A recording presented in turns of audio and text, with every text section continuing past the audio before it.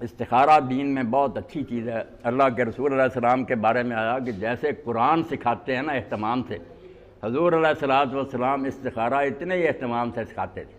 بہت اس پر زور دیتے تھے کہ استخارہ کرو، بلکہ کئی روایتوں میں ایسا آتا کہ جو آدمی استخارہ کرے گا وہ شرمسار نہیں ہوگا، بعد میں وہ ناکام نہیں ہوگا۔ مگر استخارے کا تصور غلط ہو گیا، ہر چیز ہماری ٹیڑھی ہو گئی کہ لوگوں نے اس کو جادو منتر کی طرح کی چیز بنا لیا، کسی سے جا کر پوچھو استخارہ نکالے میرا کام ٹھیک ہوگا یا نہیں،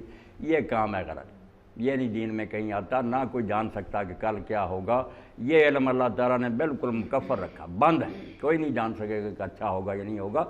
تو اس لیے جو کہتے ہیں نا کہ کئی لوگ کہتے ہیں سو آپ دائیں طرف اور اتنے دن پڑھتے رہو کوئی خواب آئے گا، یہ جعلی بات ہے، یہ زمین میں آپ ہی ساتھ ملا دیے، دین میں یہ استخارہ نہیں۔ استخارہ کیا؟ خیر کی دعا کرنا، کوئی خواب نہیں آئے گا، کوئی اطلاع نہیں آئے گی، کہ جب آپ کسی کام کا ارادہ کرتے ہیں مشورہ بھی کریں، خود بھی سوچیں اور ساتھ ساتھ اللہ سے خیر مانگیں۔ استخارہ کا لفظی معنی خیر مانگنا، کہ اللہ تو جانتا ہے قادر مطلق، اگر یہ کام اچھا تو ہونے دے، ورنہ کوئی رکاوٹ ڈال دے اور کسی اچھی طرف ہونے میں متوجہ کر دے۔ یہ ہے نیت سے بالکل اپنے آپ کو اللہ کے حوالے کر کے سچے دل سے دعا کہ اچھا ہے تو ہونے دے، ورنہ کسی اچھے کام کی طرف ہمیں متوجہ کر دے۔